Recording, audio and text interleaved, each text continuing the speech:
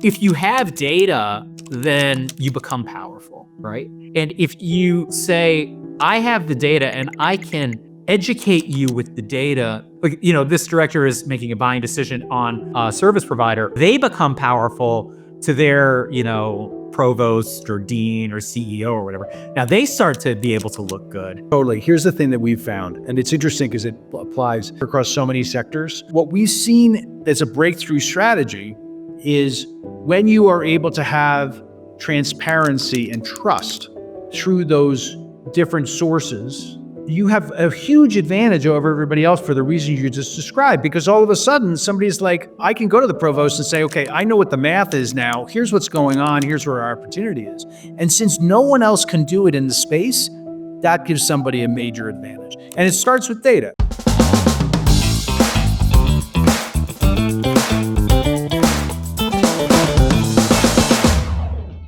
Michael, great to see you, and thanks for joining us today. I was really looking forward to having this conversation with you because every time we talk, it's fun, and everybody should see that.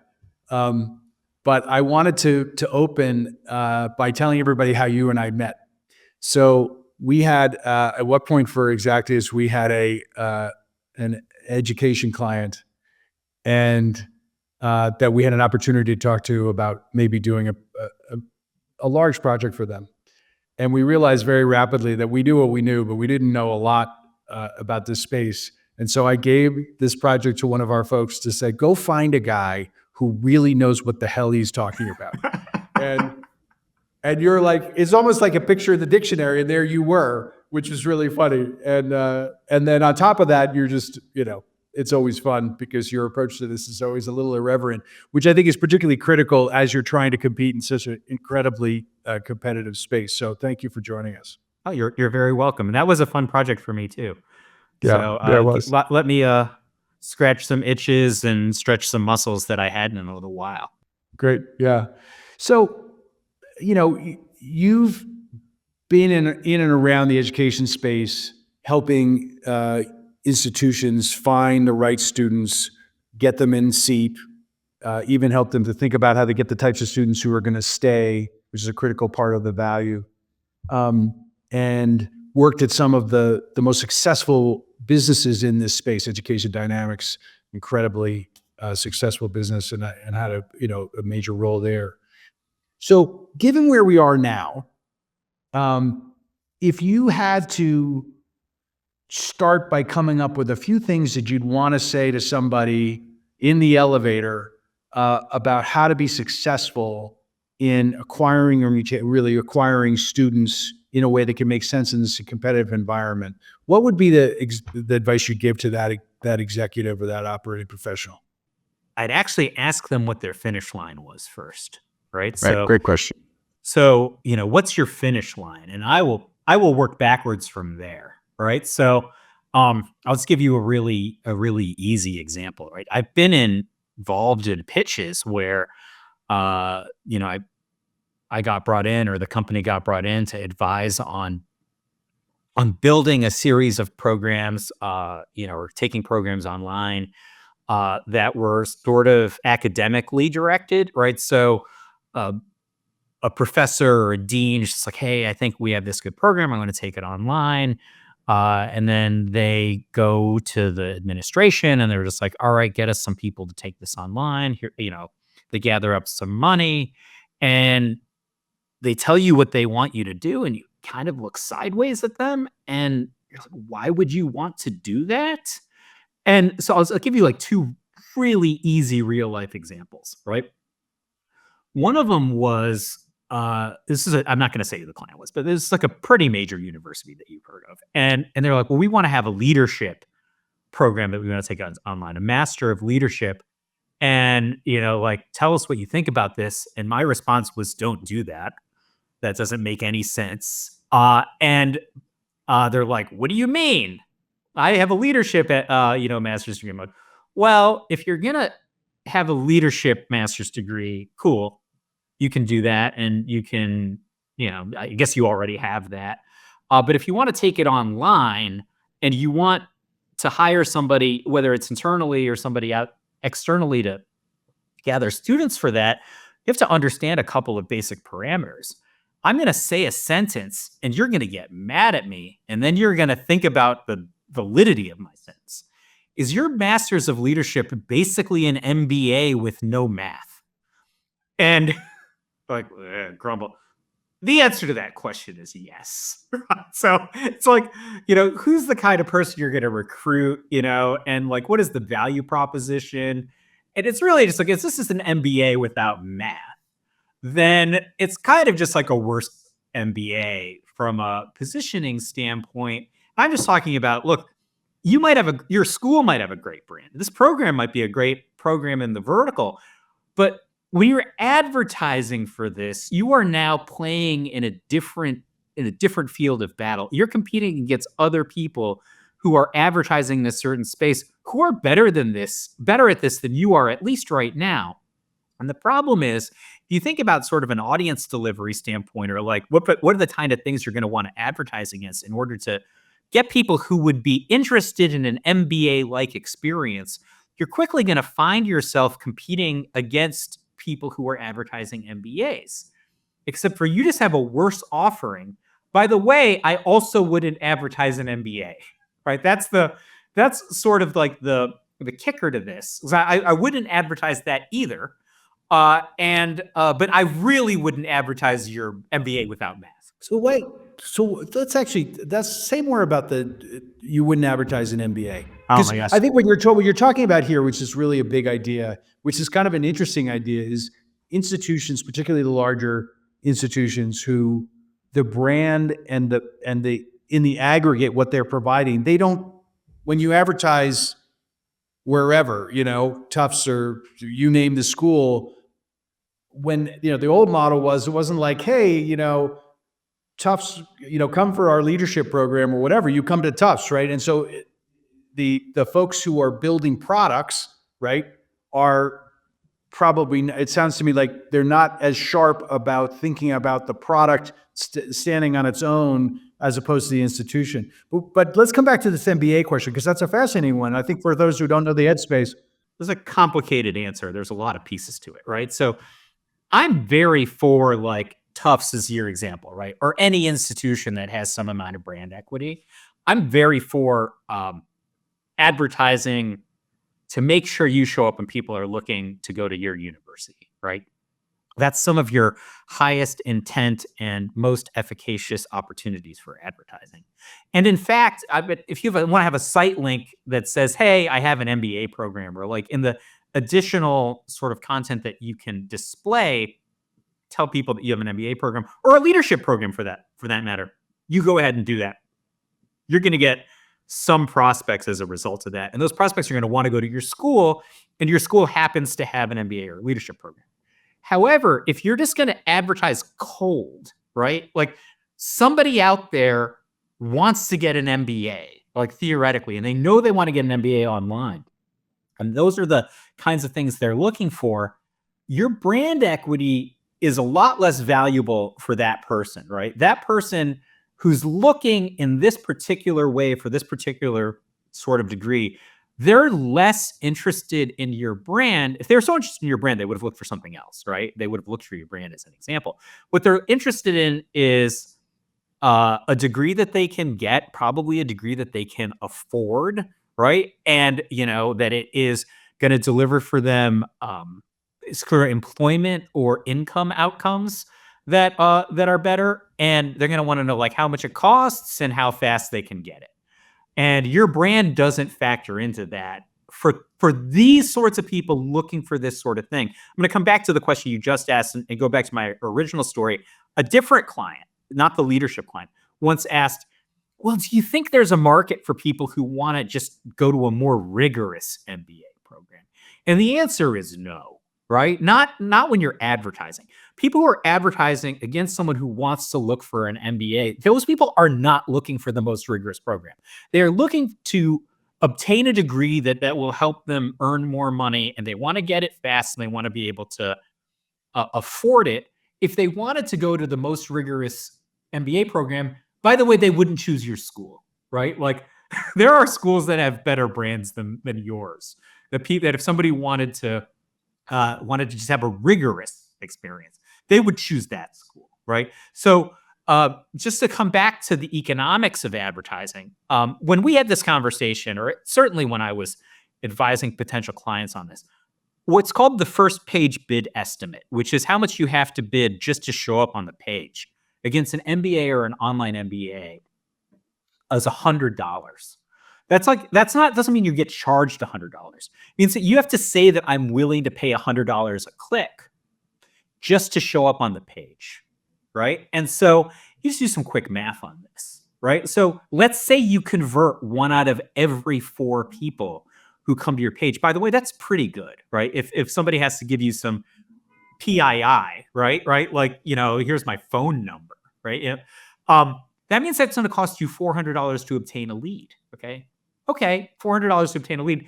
That's pretty expensive. I don't know a whole lot of people who can sell leads for $400, right? So you're telling Google now, I'm willing to pay $400 under the assumption that I convert 1 out of every 4 people coming to my page. I have to give you the willingness to do this. Now, of those people, like, how many of them are going to apply to your program? If you let's say you get a 5% application rate, right? That means it's $8,000 to get an application. A 5% application rate is pretty good, right? And especially for a graduate program, which requires a certain amount of prerequisites, like I graduated from an undergraduate degree, right? That's pretty good, by the way. And that doesn't mean that they enrolled in your program. That means that they applied. Let's say you have a half drop off in there, and your cost per enrollment is now $16,000 to get an enrollment. By the way, they haven't given you any tuition yet, right? So I don't know how much you're charging for your MBA program, but just to get a single enrollment at a first page bid estimate of $100 you're predicting $16,000, and that's if and only if you convert 1 of every 4 people who come to your page and you have a 5% application rate. Like, those are pretty big leaps, and I'll tell you why in a little bit. Now, I did a little research before this call, and the first page bid estimate for an MBA or an online MBA is no longer $100, and this is probably indicative of softness in the marketplace. A top of page bid is about $50 now, like $48.99 or something, which again doesn't mean that's what you get charged. That's what you have to be willing to do. And if you hold the sort of conversion rate, application rate, enrollment rate static, means you'll pay half as much than $16,000 to get an enrollment. That's $8,000, by the way. If you are an online university or you're advertising an online program with an all-in tuition of $10,000, man, you're not making a lot of money, and that's in an ideal situation. Now, I think that the average cost has gone down so much because the average cost per click is probably only about $15, right? And it used to be a first page bid estimate of $100. I don't know that people are charging so much less tuition than they were, a few years ago. I think that probably 3 things have happened. One, you have a movement more from people who were clicking on desktop computers to mobile, and the average conversion rate from the mobile devices is probably lower. So if you're saying I'm going to convert 1 in every 4, maybe I can't hit this button, or I can't type my name right in this mobile environment, right? It's just, and of course there are fixes, and people are used to using their phones to do these things now, etc. But you have some softness there relative to, again, 1 of every 4 is actually really good rate, and I don't think most people were getting that. But then also, you probably have much bigger gaps in the application and enrollment rates that are driving the price down. Because if people were getting the same amount of expected revenue from this, the price wouldn't have gone down from a CPC standpoint. That's one thing. And the second thing is, I don't think it was ever worth $100. And the market was at $100, not because it was worth that, but because, I've seen this first party. What you actually saw was that universities had goals to have a certain number of potential students coming in from online advertising campaigns that they had. And the plurality of people who were coming in and enrolling at their schools were searching for the university name, or just branded keywords. But the problem is the agencies that were deploying their search campaigns couldn't make a lot of money on those. So they're like, all right, well, this average cost per click's like $5 or something, and there's a terminal ceiling on how many clicks I can get for their school name. So in order to ramp up what their billables were, they would buy things like MBA, and the average would be pretty good. Like the school would look at us like, oh, our return from search is pretty good, but it's not because of the MBA keywords. It's because they were getting so much efficiency from the branded terms. So actually, well, let's take a moment on that because this is really interesting, and it comes to this question about data. So, what you're saying, I think, is that their blended number was still compelling, but they weren't breaking it apart. Their blended number was probably within a range that the agency wouldn't get fired. Like or they wouldn't get fired until like next year. Right, for a while. That's probably where it was. And then along the way, they was like, look, we need to bill X amount in order to, we need to rack up X amount in order to bill Y amount, right? And so that was sort of their calculus. So let me ask you this, because it's tied to this idea of so very competitive space that you describe. There's a certain amount of students that are available at any given, semester coming up. There's just a finite number. There's a lot of competition. What do you think? And as we've seen, the fat part of the curve is people doing more or less the same thing again and again. How much of an advantage was it to be exceptional at this? I mean, in our experience across sectors, it's huge, right? I mean, the guy who's really good at this can make outsized results and so on. Putting aside the alignment issue with the agency, but let's, if you were, magically running this, for a university, you're in there or whatever, what does the state of the art look like, and how much of a differential is there if you do it better than the average, significantly better than the average?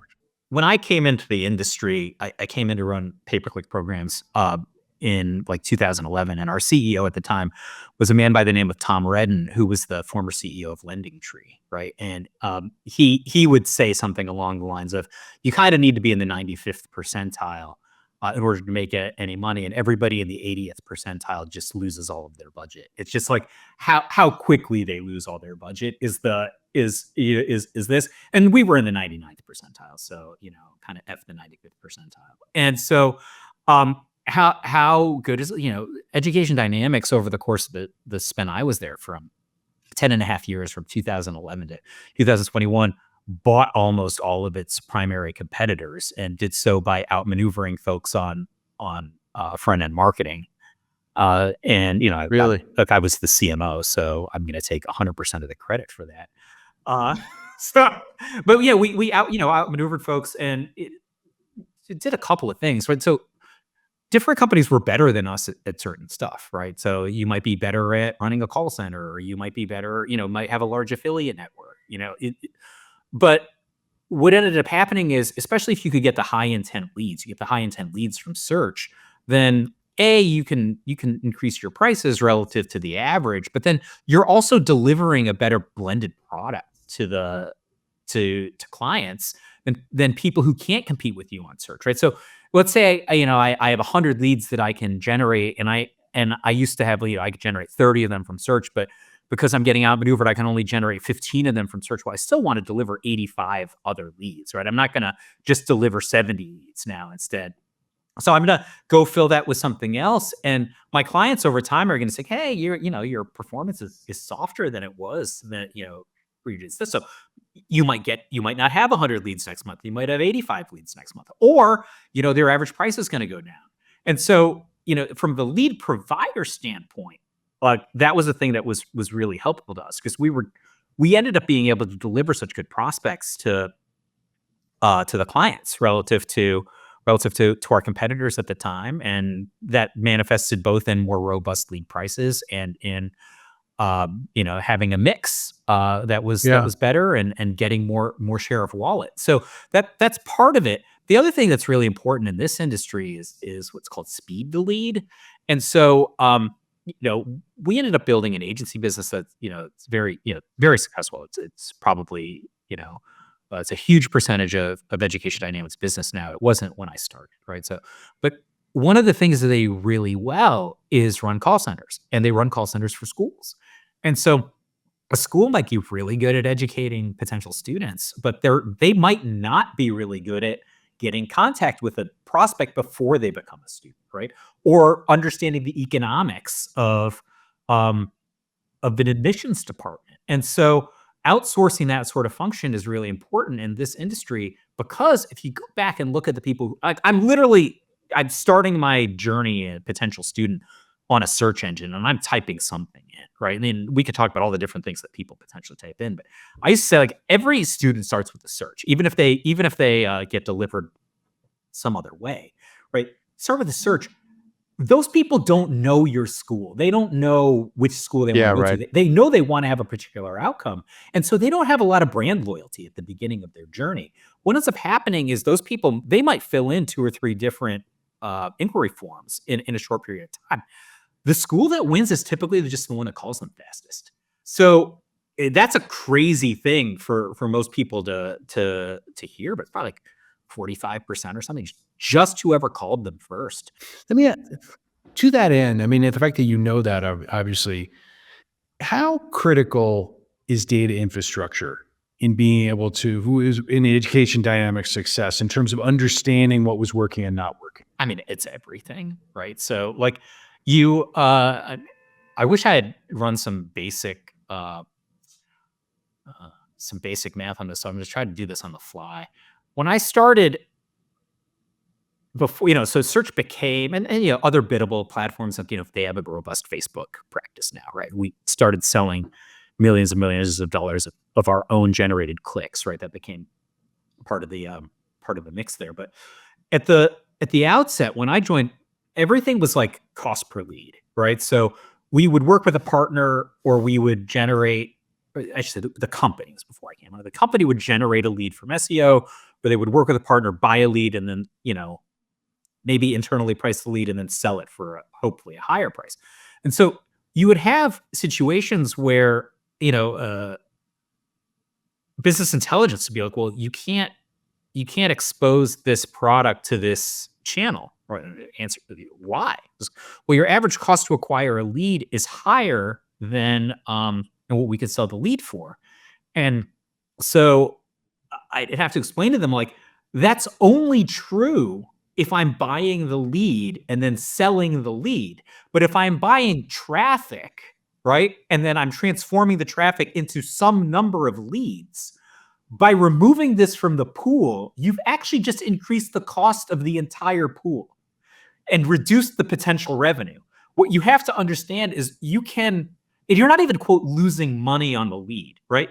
You're increasing the likelihood of some lead being delivered by increasing the available revenue pool. But like, this is backwards thinking. You're just increasing you're increasing the cost of every other lead that you're potentially selling by removing this. And so we had to do stuff like A, change how thinking was, and then B, like kind of like make a spreadsheet and explain this. And over time, people came around to understanding, kind of broadly understanding like traffic and prospect delivery and how that ultimately got monetized, and also how it ultimately becomes students, right? In a much more sort of end-to-end fashion, instead of like this really transactional sort of like, oh, I bought one lead and I sold one lead. So that's actually a fascinating thing. So what you're saying, I'm going to repeat it back and see if I got this right. Not only because of the nature of the sources of these leads and reselling and everything else, a relatively complex funnel, and they're in terms of people taking the slice as it goes down the funnel and so on.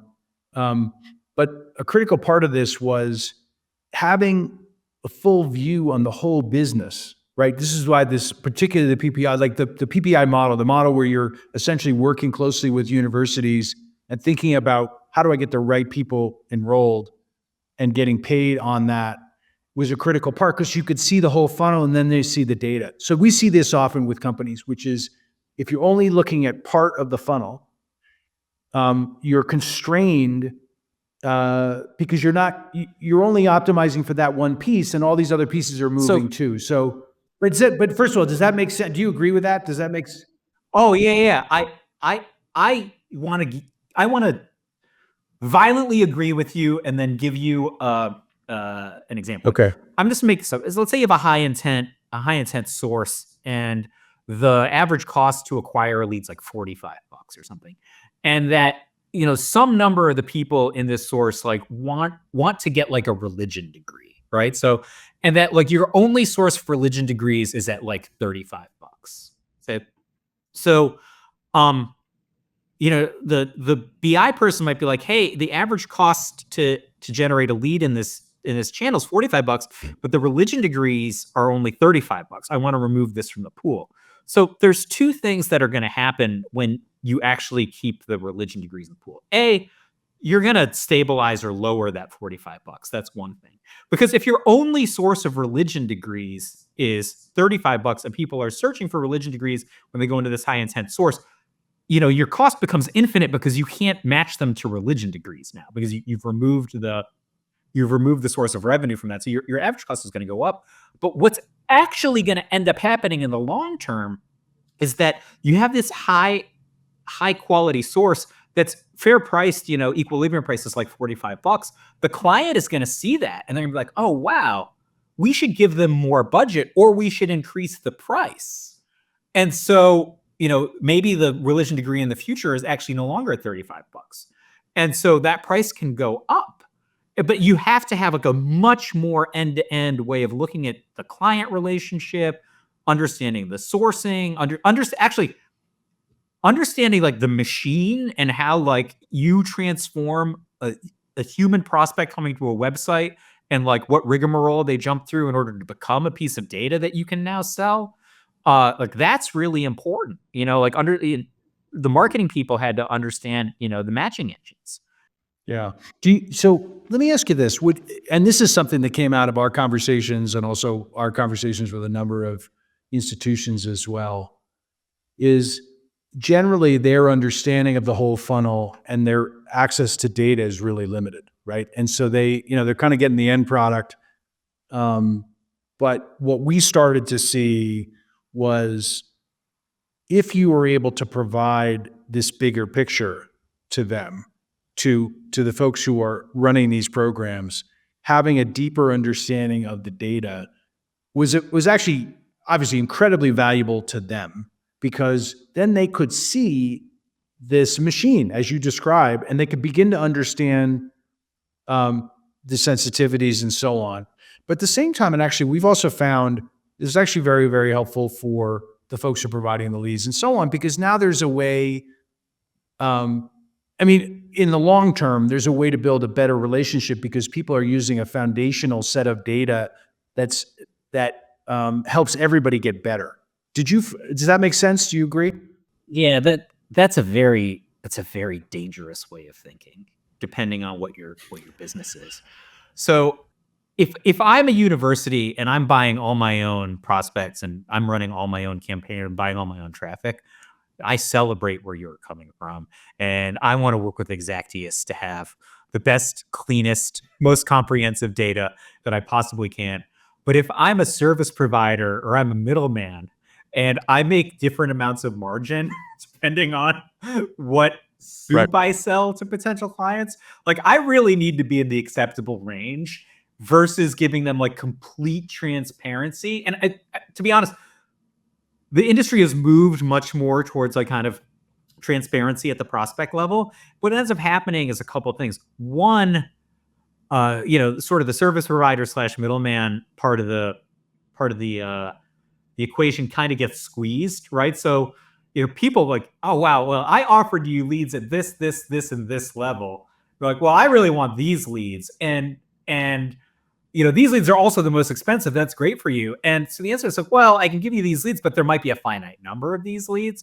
And even if the price is higher, maybe the margin is lower because they're expensive to source, right? So, it depends on your business, but I might make a lot more money at the low revenue leads, or maybe I'd make like a much deeper margin at the low revenue leads. And I'm like, oh wow, I have these like $300 leads or something, but the margin might be very low there. And the other thing is like, if everyone could just generate an unlimited number of the highest intent leads, they would, because they would generate an enormous amount of efficiency on the contact center side. But all of these things, but the volume, you need to be able to get the most. Actually, when you're saying something, there's a sort of two big ideas in here, which we should probably suss out and just let our audience know about. One is that when you have complex channels that have a lot of providers, there's an interest alignment problem. As you are the person who's writing a check, right? Meaning that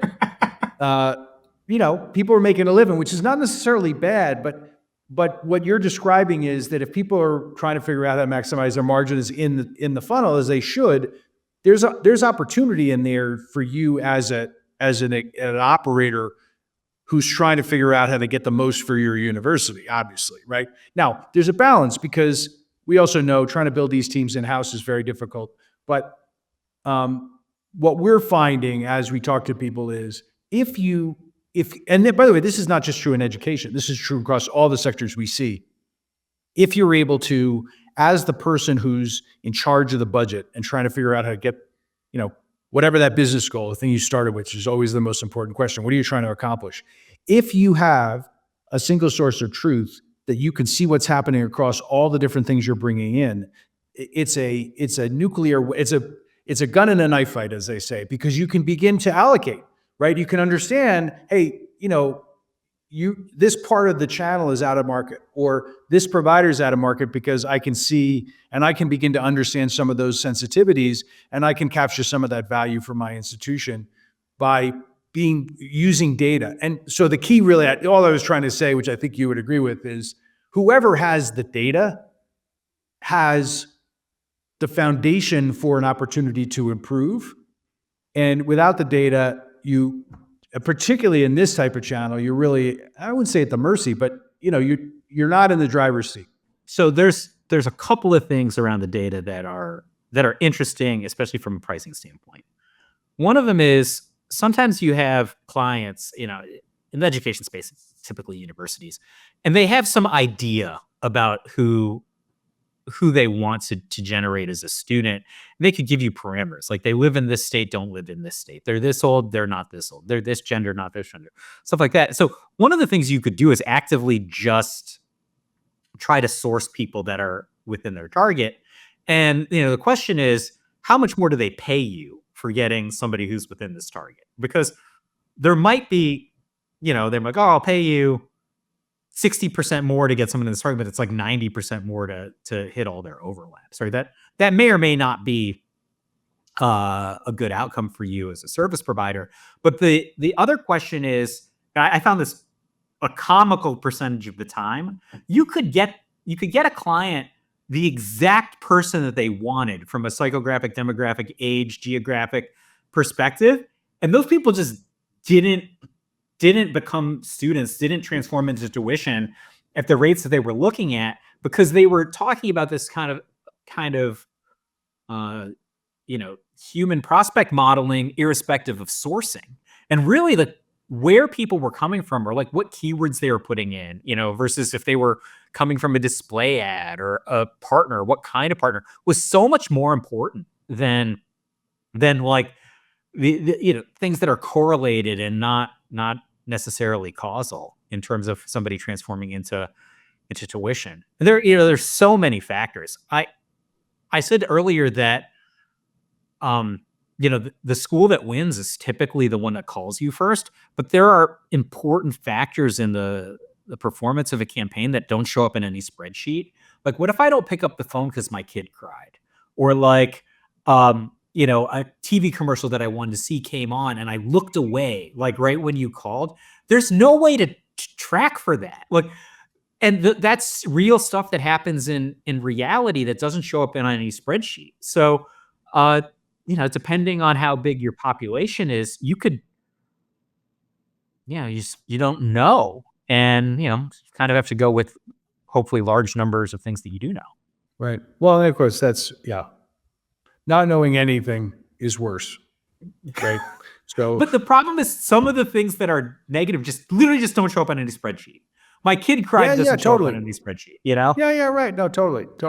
Let me ask another question, because I think one of the reasons why this space is fascinating is that it is complex. while some universities have exceptionally good folks who understand this, the whole institution is not necessarily be an expert in marketing, right? And some of those people play into these decisions as well. If you were for someone who's coming in, who's in charge of figuring out how to best deliver value to their institution in this space, what would be the playbook that you would employ to give them the best chance to navigate through this and be able to get, and this is a generic question because some less of an issue at Harvard, more of an issue at whatever, but how should somebody think about, given the state of the market right now, the providers are in the space, the challenge is a very competitive space and so on. What's the best way, what's the best way to navigate? How do you start? What's in the first 90 days look like, given what you know? I mean, you have to start with what's your finish line. And part of what's your finish line is like, how much is somebody, not just what you want to pay to get somebody, right? Like a human, not a lead, a tuition, not a lead, right? But also, what are they worth in the long run? Like what is their likelihood to finish your program, right? So somebody, you have a 3-year program, somebody only pays for 1 year, that's part of your model, right? Like what is their likelihood or ability to pay at all? How much of that is loans? How much of those loans are federal, right? Like these are important questions to be able to answer because it tells you what your potential revenue pool is, right? And so you start with what your potential revenue pool is at the finish line standpoint, and then everything else comes out of that.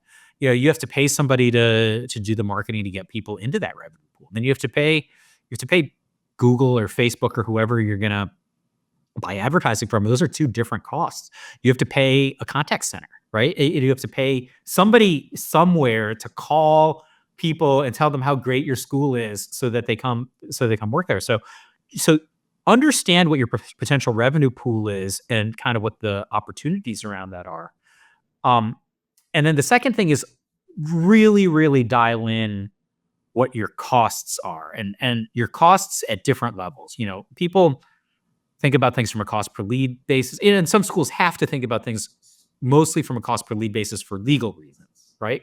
But ultimately what you are paying to get somebody in, and hopefully the amount of potential expected revenue you have in the form of tuition or other fees is just higher than the amount of money that you spend to get somebody in. The MBA example is such a good one because if you're advertising an MBA, it's like $10,000 all in, and your cost per enrollment $16,000. It is mathematically impossible to make money. Like scaling makes Google really rich. And this is a great example of people in the 80th percentile losing all their budget, and in this case, much worse than losing all of your budget. You're super underwater on every single successful prospect. So I'll tell you a funny story. I was on a go-see once where we were trying to pitch. This is like a large public university, and it wasn't my pitch. They just asked me to go and add some gravity to the team. Like I was just gonna like sit in the corner and act smart, right? So I'm going to say that to begin with because I'm going to tell you the story and you'll be horrified and be like, this person works for me. And the answer is they did not work for me. So guy doing this pitch forgot to change the logo of the school from the last pitch that he did. So this is getting projected we're in an auditorium. It's getting projected onto this wall. And we're like, oh no. Oh my God. So then he realizes the problem and he stands in front of the projector. And then, so it's just this other school's like on his white shirt while he's doing the pitch. So I'm like, wow, this is so bad. Like, so bad. So I came to it took 3 days out of my life, 2 of them in travel. And I sit here, I'm like, this is so bad. So I've now chalked this up. This is a disaster. And the potential client was so courteous. Their team just sat there and watched the pitch, despite the fact that the wrong school's logo is projected on this guy's shirt. Brutal. So then we go to lunch. They take us to lunch at a school cafeteria to give us the student experience. And I don't know how the conversation started, right? But I end up just talking to two of the sort of implementation kind of lower level marketing people, and I'm just back of the enveloping a bunch of the. It was actually a paper napkin, but back of the enveloping a bunch of the kinds of numbers that I was talking to you about. Like, oh, people buy this. This is where all the value comes from. And the director just comes over and she's like looking over my shoulder and asks a question. And I said, "Excuse me, I'm busy right now. I'm talking to this person." So I give the director plaque because I've already written off this deal. Right. This is done. Right. This is done. All you're getting is a lunch. So they're wrapped over chicken nuggets. It's absolutely wrapped. She lets me finish and she says, "I learned more in watching you scribble on the back of this paper napkin over lunch than our incumbent agency has told me in 7 years." Right. Right. If you want the business, it's yours. Right. So that was like super successful. And I think that that's a sort of thing where you were asking before, like, if you have data, then you become powerful. Right. And if you say, I have the data and I can educate you with the data, and you become powerful to your, this director is making a buying decision on a service provider, but now they become powerful to their, provost or dean or CEO or whatever. Now they start to be able to look good, and they're like, wow, I became really powerful. Totally. Here's the thing that we've found, and it's interesting because it applies, because we work across so many sectors, what we see is that cases where basically very similar to the ed space, where there's a lot of suppliers, there is this opacity and so on, and it often related to lead purchasing, right? Because people can make extra margin if they just, that settles, right? I mean, that's the nature of the business or that particular sector. And all of the, Google's price, you were talking before about how, cost per click is driven by, it's all because of this, starting with the business goal and working all the way through the channel, it ends up at that number. And the whole thing is sort of, it's created an equilibrium across all of those providers, right? And what we've seen as a breakthrough strategy is when you are able to have transparency and trust through those different sources, you have a huge advantage over everybody else for the reasons you just described, because all of a sudden somebody's like, I can go to the provost and say, okay, I know what the math is now. Here's what's going on. Here's where our opportunity is. And since no one else can do it in the space, that gives somebody a major advantage. And it starts with data. Like, you have to have a good understanding of what's happening. And by the way, you don't even have to buy a system necessarily. It's a lot of figuring out how to provide access, and a lot of, at the beginning, you can do it in a spreadsheet, for God's sake, as you do. You could do it on a napkin or right? I mean, that's the point, is that's a critical part of what we see again and again, is if you have a way to be able to do what everybody else is not doing, you have an advantage, right? And in this case, because of the opacity of this sector, there's actually a meaningful opportunity in data in our view. I mean, I agree with you, obviously. And I think just to really super agree with you, this is true everywhere. It's not just true in EDU. Like, I think exactly. It was poignant in EDU because, especially when I joined, like around the 2012 era, it was like the largest advertising sector in the United States. Whereas and the CPCs were super expensive.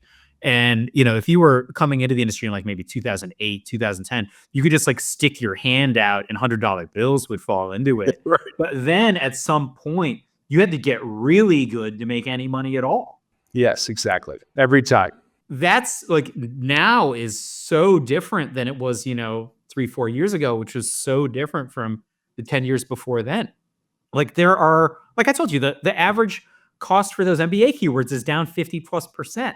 That did not happen because, Google wanted to lower prices. That happened because of all the reasons we're talking about.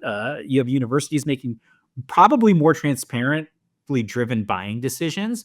And you also have, I'm sure you have softness in digital performance as a result of migration to mobile. And then later, let's imagine, more people got more better call centers, right? They were engaging better providers on that standpoint. It becomes more competitive. maybe the percentage of the people who win just by calling first goes down. That means the average value of a click is going to be depressed. Totally. So I have one final question, which I was looking forward to asking you this whole time, because you're the one guy I know is going to come up with something great, because that's who you are. So what's an example of a strongly held opinion you have that everybody in the industry would disagree with? A strongly held opinion that, I mean, I already told you that nobody should be buying MBAs, right? Like that's that's one thing. I think that a strongly held opinion I have, which I gave you a version of it, but I didn't flesh it out, is that I think I'm going to use the word all in air quotes. I think that all enrollments and all tuition actually starts with a search, and that leads and prospects and so forth, they get sold in a lot of different ways. Like you came in from a call center, you came in from some sort of a partner deal. But even if a lead's coming through a call center, oftentimes somebody did a job search, right? So education clicks are very expensive. So maybe I looked for local jobs in my area. I ended up being connected to a contact center who said, hey, here are some jobs that are available, but if you want to get this job that has, this much more potential earnings, a degree would help you, would be open to that. That starts a whole different conversation, right? And then that person can ultimately mature into tuition for a university. And it doesn't look like it came from a search, but really started with a search. Started with a search that ended up in a call center, that ended up in a different call center, in a different vertical. And that doesn't mean that all leads start from searches, because they come from all different places. But I really always thought that most, if not all, of the enrollments started for search somewhere. Yeah, yeah. As always, Michael, a delight. I love that you know as much as you do about this, but it's always fun too, which is a nice thing on a Friday afternoon. So thank you, and thanks for joining. Sure. Thank you for having me.